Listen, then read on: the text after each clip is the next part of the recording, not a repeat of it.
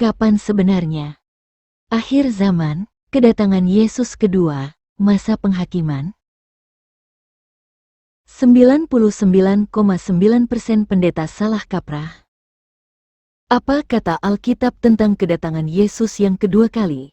Akhir zaman, masa penghakiman dan pengangkatan orang percaya yang masih hidup, ternyata tidak seperti yang ramai diajarkan oleh para pendeta. Menurut banyak pendeta, kedatangan Yesus yang kedua, akhir zaman, masa penghakiman, dan tentang pengangkatan, hampir semua mengatakan, akhir zaman dan kedatangan Yesus yang kedua kali masih belum terjadi.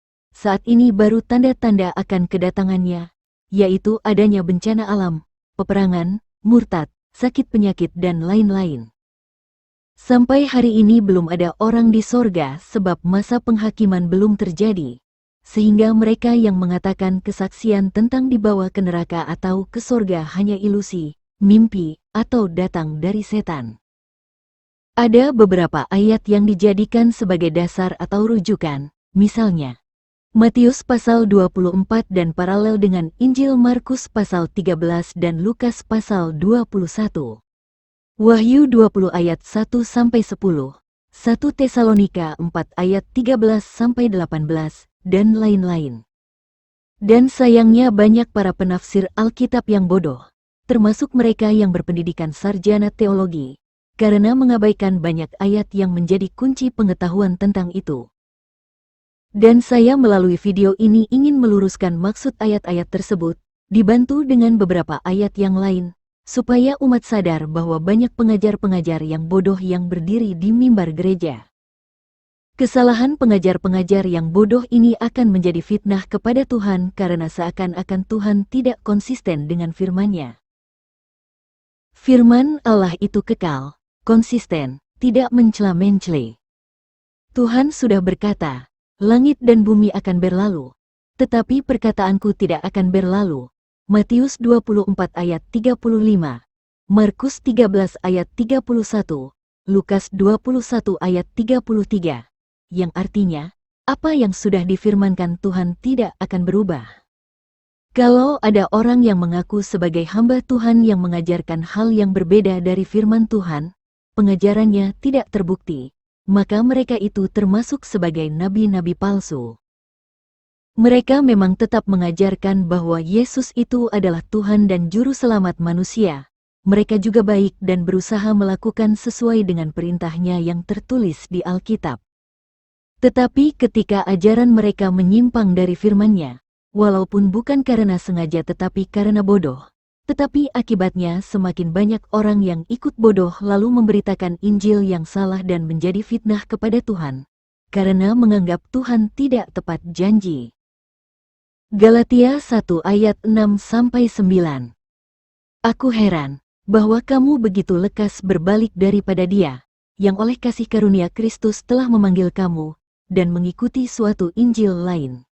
Yang sebenarnya bukan Injil, hanya ada orang yang mengacaukan kamu dan yang bermaksud untuk memutarbalikkan Injil Kristus.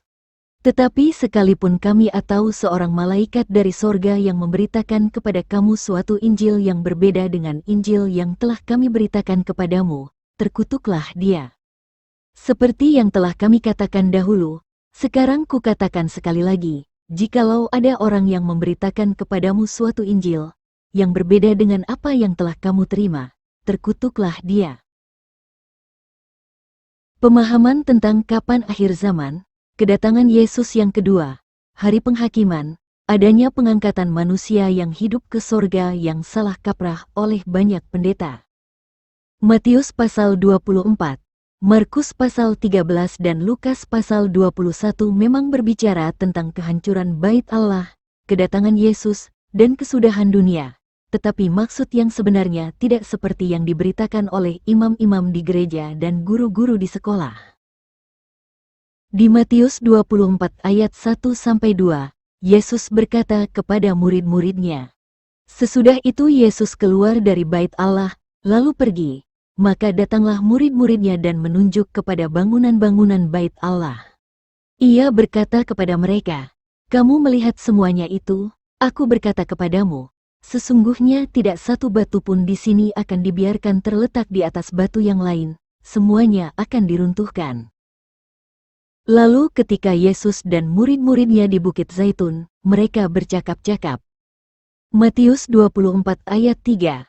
Ketika Yesus duduk di atas Bukit Zaitun, datanglah murid-muridnya kepadanya untuk bercakap-cakap sendirian dengan dia. Kata mereka, "Katakanlah kepada kami, bila manakah itu akan terjadi dan apakah tanda kedatangan-Mu dan tanda kesudahan dunia?" Memang ada 3 pertanyaan yang terkandung di ayat ini, yaitu: pertama, bila manakah akan terjadi? Yang dimaksud adalah keruntuhan Bait Allah yang disebut di ayat sebelumnya, Matius 24 ayat 2.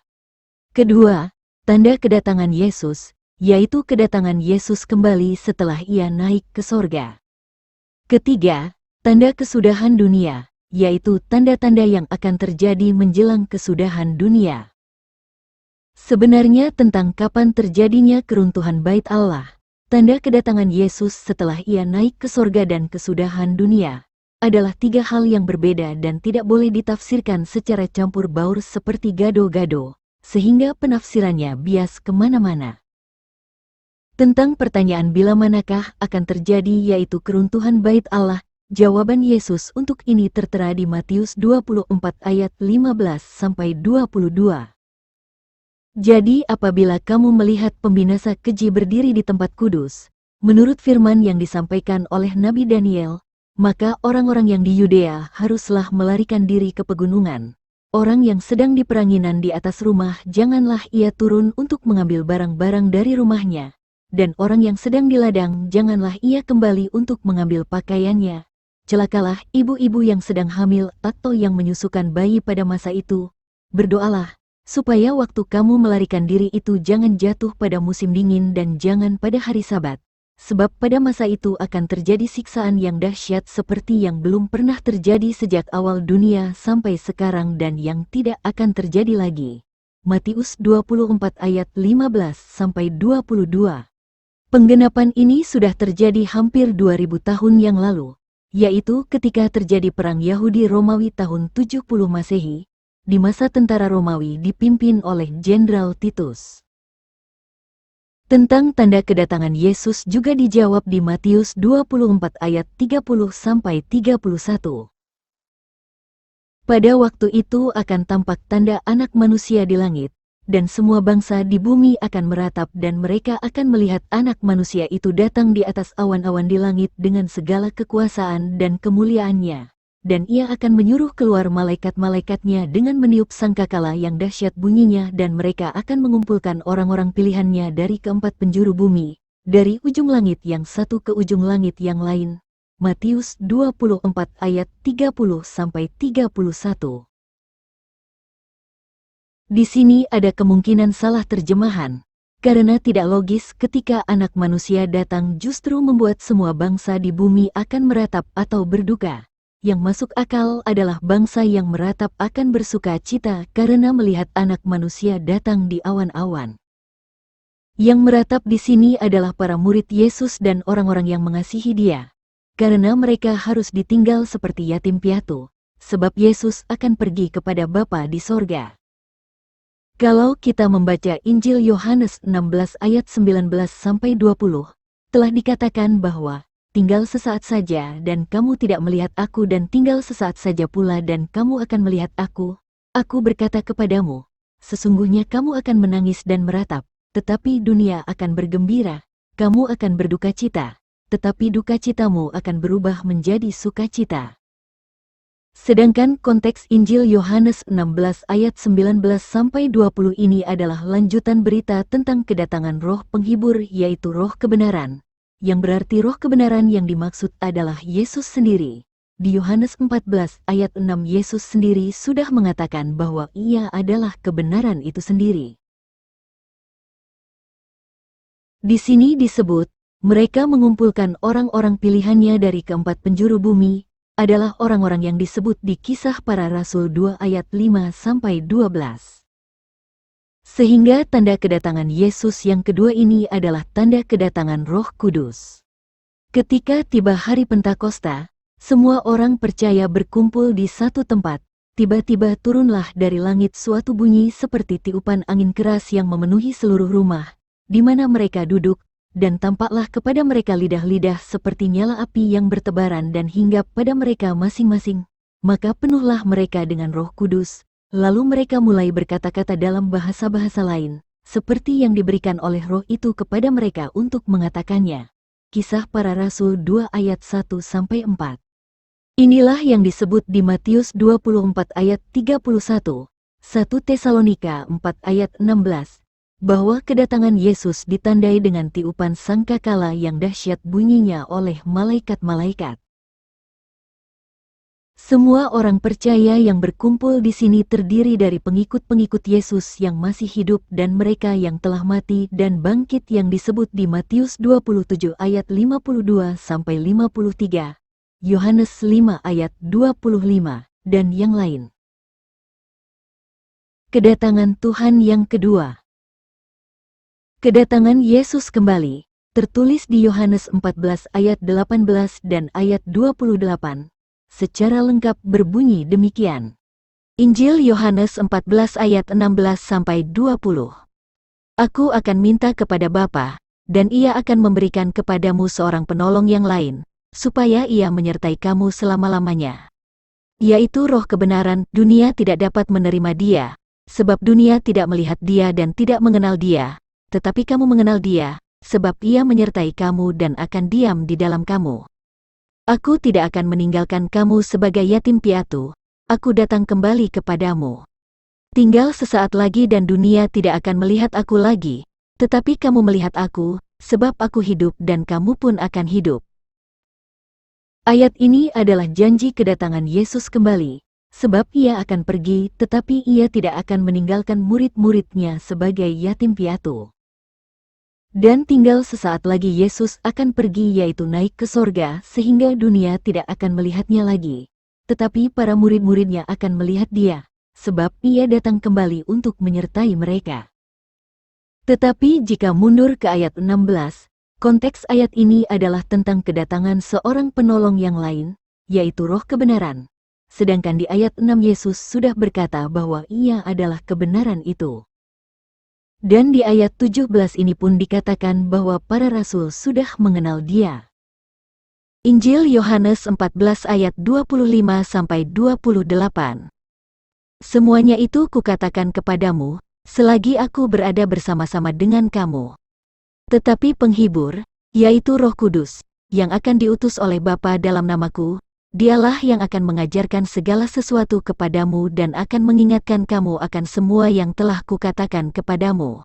Kamu telah mendengar bahwa aku telah berkata kepadamu, aku pergi, tetapi aku datang kembali kepadamu. Sekiranya kamu mengasihi aku, kamu tentu akan bersuka cita karena aku pergi kepada Bapa-Ku, sebab Bapa lebih besar daripada aku.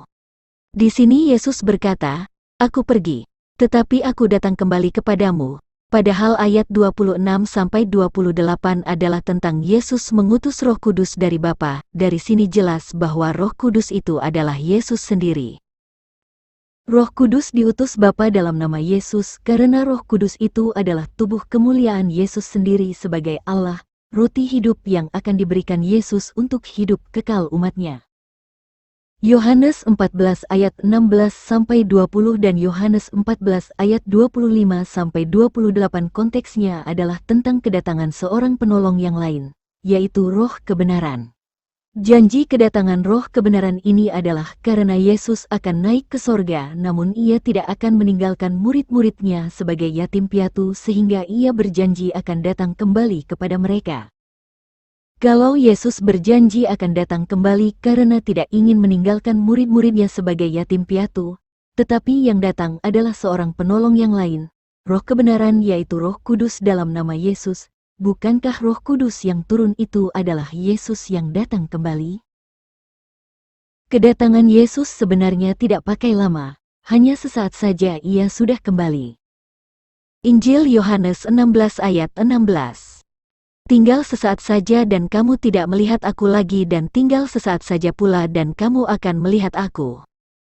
Ayat ini adalah tentang kedatangan Roh kebenaran, yaitu Roh Kudus, Ketika Yesus berkata, "Tinggal sesaat saja pula dan kamu akan melihat aku," tetapi yang datang adalah Roh Kudus, bukankah Roh Kudus itu adalah Yesus sendiri?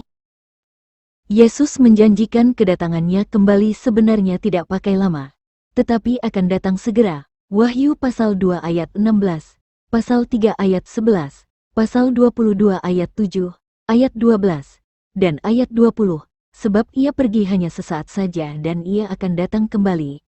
Yohanes 16 ayat 16-19. Tetapi karena banyak yang menolak Roh Kudus itu adalah Yesus yang datang kembali, sehingga kelompok ini sudah 2000 tahun lebih sampai hari ini masih menunggu kedatangan Yesus yang kedua kali. Padahal Yesus berjanji datang segera. Apakah Tuhan yang lupa akan kedatangannya? Atau mereka yang menolak Roh Kudus adalah Yesus yang datang kembali sebenarnya yang bodoh? Gereja yang masih menunggu kedatangan Yesus yang kedua hingga hari ini adalah agama Yahudi blasteran. Mereka ini tidak jauh berbeda dengan agama Yahudi yang masih menunggu kedatangan Sang Mesias hingga hari ini. Karena mereka tidak percaya bahwa Mesias yang dimaksud adalah Yesus itu sendiri. Tentang akhir zaman. Banyak penafsir Alkitab yang beranggapan bahwa akhir zaman belum tiba karena Yesus belum datang dan yang terjadi baru tanda-tanda akhir zaman. Misalnya, terjadinya perang antar bangsa, bencana alam, terjadinya wabah penyakit, penderitaan dan lain-lain. Sedangkan berdasarkan penelitian saya, akhir zaman terhitung sejak penggenapan hukum Taurat selesai, yaitu setelah Yesus mati sebagai tebusan orang bersalah dan ia bangkit dan kembali kepada Bapa dan iblis telah dikalahkan. Dengan selesainya penggenapan hukum Taurat oleh Yesus, maka penghakiman pun telah berjalan, yang mana mereka yang mati dalam Kristus sudah bangkit dan sudah bersama Kristus di sorga. Beberapa ayat Alkitab yang menunjukkan sejak kapan terhitung masa akhir zaman. 1 Korintus 10 ayat 11. Semua hal itu terjadi kepada mereka untuk menjadi contoh bagi orang-orang lain, dan semuanya itu tertulis juga untuk menjadi peringatan kepada kita, sebab kita sekarang hidup di masa akhir zaman. Ayat ini sangat jelas mengatakan bahwa sekarang ini, yaitu sejak para rasul mengatakan ayat ini sudah terhitung masa akhir zaman. Kisah para Rasul 2 ayat 17. Allah berkata, "Pada akhir zaman aku akan mencurahkan rohku ke atas semua orang. Anak-anakmu yang laki-laki dan anak-anakmu yang perempuan akan memberitahukan kepadamu hal-hal yang aku beritahukan kepada mereka. Orang-orang mudamu akan melihat hal-hal yang aku perlihatkan kepada mereka. Orang-orang tuamu akan bermimpi tentang mimpi yang aku berikan kepada mereka." Penggenapan ayat ini sudah terjadi sejak masa Pentakosta yang mana Roh Kudus turun kepada umatnya, yaitu sejak 2000 tahun yang lalu. 1 Petrus 1 ayat 5. Semuanya itu adalah untukmu, karena kalian percaya kepada Allah, maka kalian dijaga dengan kuasa Allah supaya kalian menerima keselamatan yang siap dinyatakan pada akhir zaman nanti. Menerima keselamatan yang siap dinyatakan pada akhir zaman adalah Yesus yang menggenapi hukum Taurat sebagai kurban penebus orang berdosa, dan ini sudah terjadi sejak 2000 tahun yang lalu. 1 Petrus 1 ayat 20. Kristus dipilih oleh Allah sebelum dunia diciptakan, dan pada hari-hari menjelang akhir zaman ini, Ia datang ke dunia supaya kalian diselamatkan.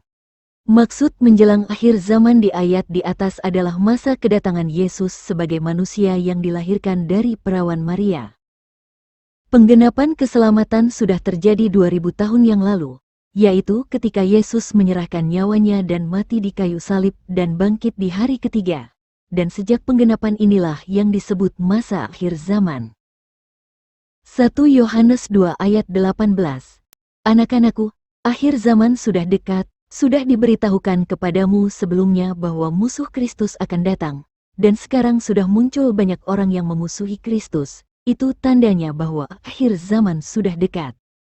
Yang dimaksud musuh Kristus di ayat di atas adalah ahli-ahli Taurat yang menginginkan kematian Yesus. Disebut akhir zaman sudah dekat adalah karena sudah dekat waktunya Yesus menggenapi hukum Taurat, di mana mereka minta Yesus disalibkan dan dibunuh sehingga Yesus mati. Lalu ia bangkit di hari ketiga. Masa penghakiman. Yohanes 16 ayat 8-11.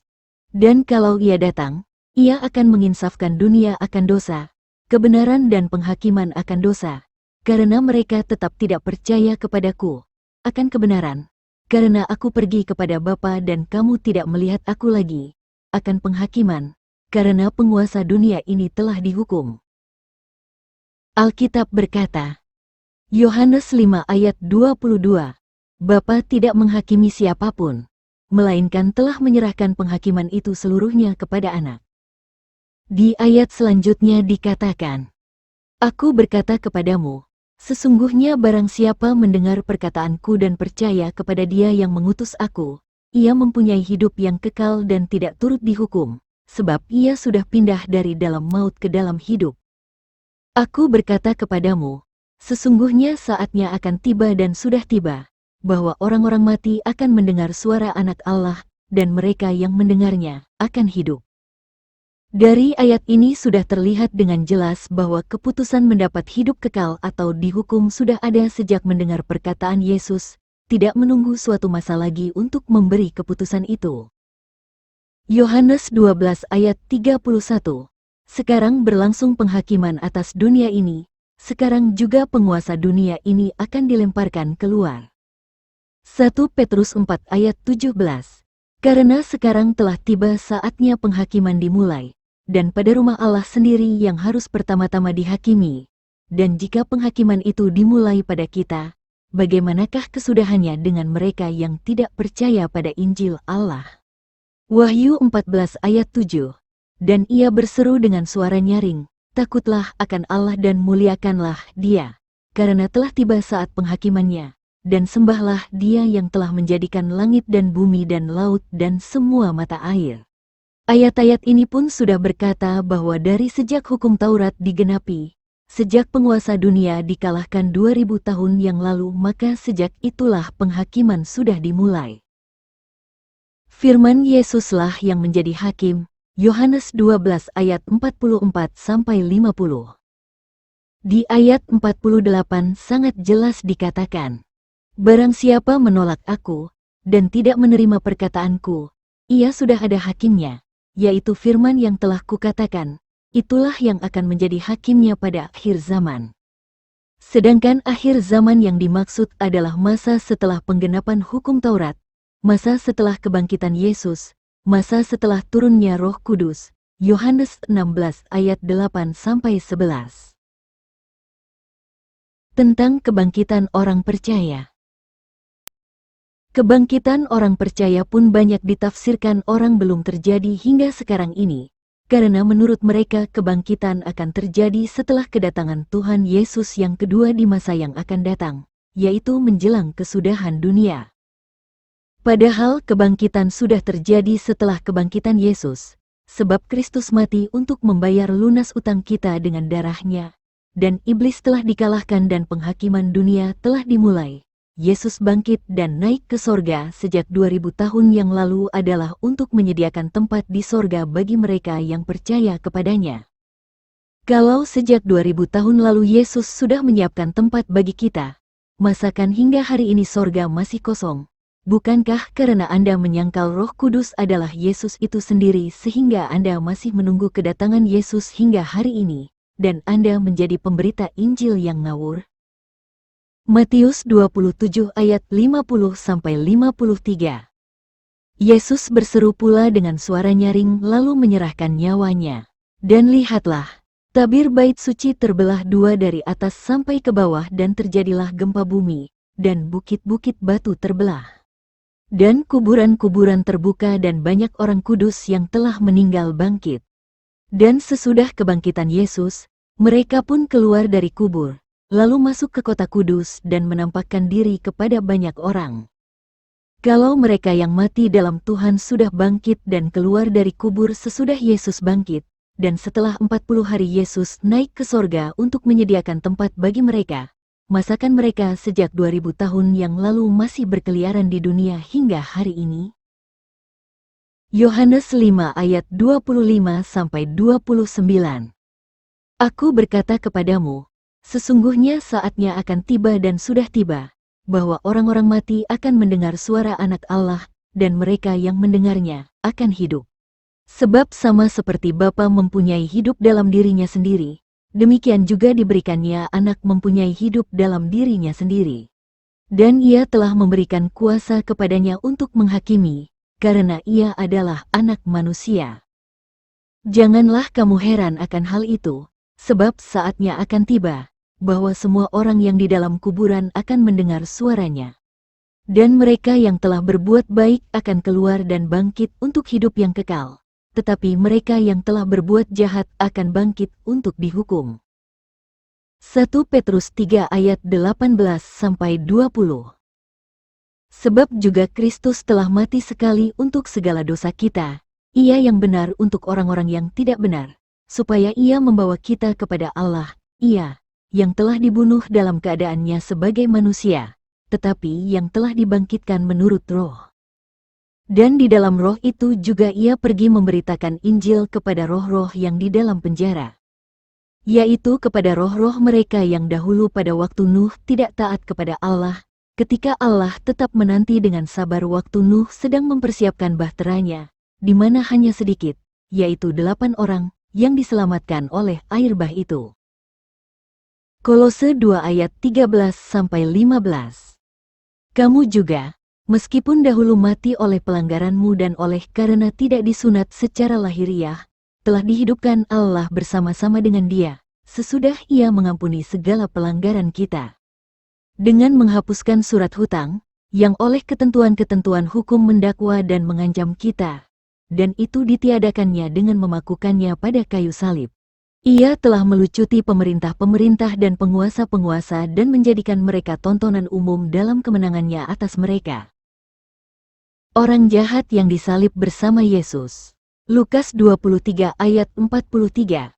Kata Yesus kepadanya, Aku berkata kepadamu, sesungguhnya hari ini juga engkau akan ada bersama-sama dengan aku di dalam Firdaus.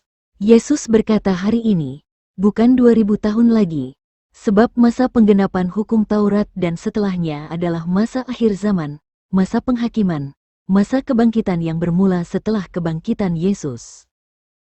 1 Tesalonika 4 ayat 16. Sebab pada waktu tanda diberi, yaitu pada waktu penghulu malaikat berseru dan sangkakala Allah berbunyi, maka Tuhan sendiri akan turun dari sorga dan mereka yang mati dalam Kristus akan lebih dahulu bangkit. Dan ini sudah terjadi di masa Pentakosta.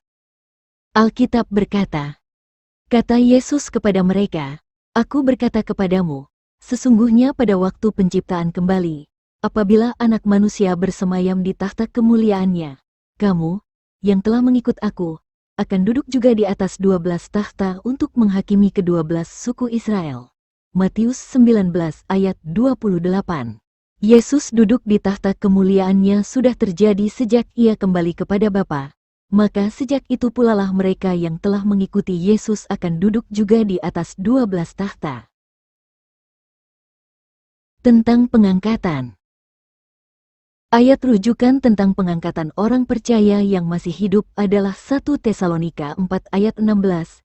Secara lengkap akan kita baca dari ayat 13. 1 Tesalonika 4 ayat 13-17. Selanjutnya kami tidak mau, saudara-saudara, bahwa kamu tidak mengetahui tentang mereka yang meninggal, supaya kamu jangan berduka cita seperti orang-orang lain yang tidak mempunyai pengharapan.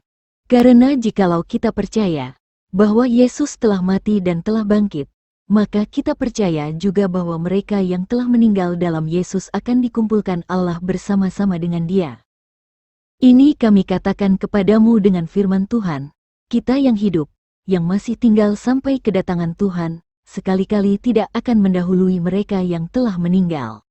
Mereka yang telah meninggal yang dimaksud di sini adalah para nabi dan orang-orang yang percaya kepada Tuhan sebelum masa penggenapan hukum Taurat, yaitu mereka yang disebut di Matius 27 ayat 52-53, Yohanes 5 ayat 25, dan yang lain. Kita yang hidup, maksudnya adalah para rasul dan mereka yang percaya kepada Tuhan yang masih hidup hingga kedatangan Roh Kudus menyertai mereka. Sebab pada waktu tanda diberi, yaitu pada waktu penghulu malaikat berseru dan sangkakala Allah berbunyi, maka Tuhan sendiri akan turun dari sorga dan mereka yang mati dalam Kristus akan lebih dahulu bangkit. Sesudah itu, kita yang hidup, yang masih tinggal, akan diangkat bersama-sama dengan mereka dalam awan menyongsong Tuhan di angkasa. Demikianlah kita akan selama-lamanya bersama-sama dengan Tuhan.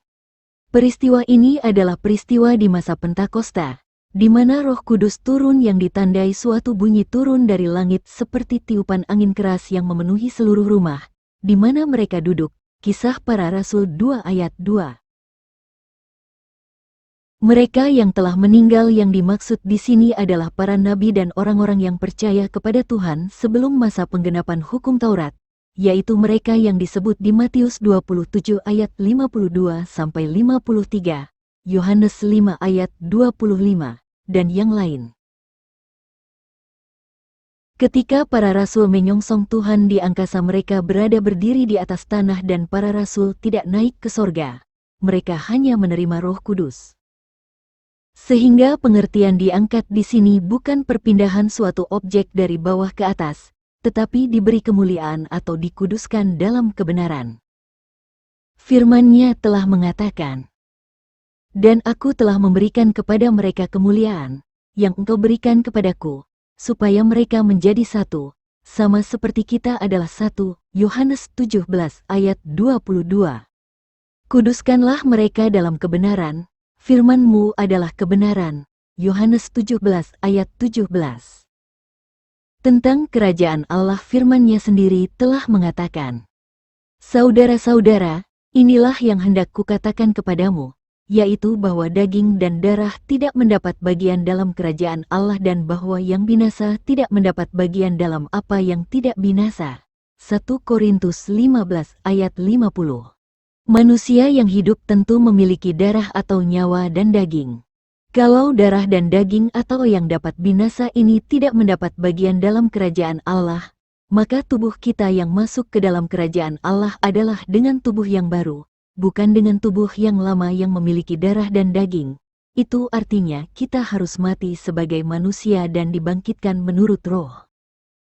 Yang ditaburkan adalah tubuh alamiah, yang dibangkitkan adalah tubuh rohaniah. Jika ada tubuh alamiah, maka ada pula tubuh rohaniah. 2 Korintus 15 ayat 44. Jika kita yang hidup diangkat bersama-sama dengan mereka yang dibangkitkan dalam tubuh rohaniah, bagaimana logikanya kita yang masih hidup berdampingan di sorga dengan roh mereka yang mati dalam Kristus? Sedangkan bagi mereka yang percaya dan masih hidup, Yesus berkata, "Aku tidak meminta supaya Engkau mengambil mereka dari dunia, tetapi supaya Engkau melindungi mereka daripada yang jahat." Yohanes 17 ayat 15. Apakah Tuhan tidak konsisten dengan firman-Nya atau Anda sendiri yang tidak mengerti firman-Nya? Masa 1000 tahun yang mana iblis diikat. Wahyu 20 ayat 1-10. Lalu aku melihat seorang malaikat turun dari sorga memegang anak kunci jurang maut dan suatu rantai besar di tangannya. Ia menangkap naga, si ular tua itu, yaitu iblis dan Satan, dan ia mengikatnya 1000 tahun lamanya. Lalu melemparkannya ke dalam jurang maut, dan menutup jurang maut itu dan memeteraikannya di atasnya, supaya ia jangan lagi menyesatkan bangsa-bangsa, sebelum berakhir masa 1000 tahun itu. Kemudian daripada itu ia akan dilepaskan untuk sedikit waktu lamanya. Lalu aku melihat tahta-tahta dan orang-orang yang duduk di atasnya. Kepada mereka diserahkan kuasa untuk menghakimi. Aku juga melihat jiwa-jiwa mereka, yang telah dipenggal kepalanya karena kesaksian tentang Yesus dan karena firman Allah, yang tidak menyembah binatang itu dan patungnya dan yang tidak juga menerima tandanya pada dahi dan tangan mereka. Dan mereka hidup kembali dan memerintah sebagai raja bersama-sama dengan Kristus untuk masa 1000 tahun. Tetapi orang-orang mati yang lain tidak bangkit sebelum berakhir masa yang 1000 tahun itu. Inilah kebangkitan pertama. Berbahagia dan kuduslah ia yang mendapat bagian dalam kebangkitan pertama itu. Kematian yang kedua tidak berkuasa lagi atas mereka, tetapi mereka akan menjadi imam-imam Allah dan Kristus, dan mereka akan memerintah sebagai raja bersama-sama dengan dia, 1000 tahun lamanya. Dan setelah masa 1000 tahun itu berakhir, iblis akan dilepaskan dari penjaranya. Dan ia akan pergi menyesatkan bangsa-bangsa pada keempat penjuru bumi, yaitu Gog dan Magog, dan mengumpulkan mereka untuk berperang dan jumlah mereka sama dengan banyaknya pasir di laut. Maka naiklah mereka ke seluruh dataran bumi, lalu mengepung perkemahan tentara orang-orang kudus dan kota yang dikasihi itu. Tetapi dari langit turunlah api menghanguskan mereka.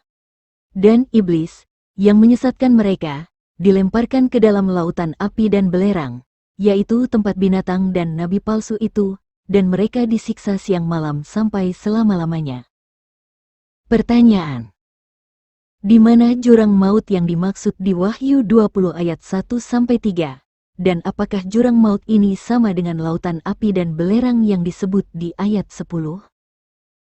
Jurang maut yang dimaksud di Wahyu 20 ayat 3 adalah di bumi ini, karena Injil mengatakan. 2 Petrus 2 ayat 4, sebab jikalau Allah tidak menyayangkan malaikat-malaikat yang berbuat dosa tetapi melemparkan mereka ke dalam neraka dan dengan demikian menyerahkannya ke dalam gua-gua yang gelap untuk menyimpan mereka sampai hari penghakiman. 2 Petrus 2 ayat 9, maka nyata bahwa Tuhan tahu menyelamatkan orang-orang saleh dari pencobaan dan tahu menyimpan orang-orang jahat untuk disiksa pada hari penghakiman.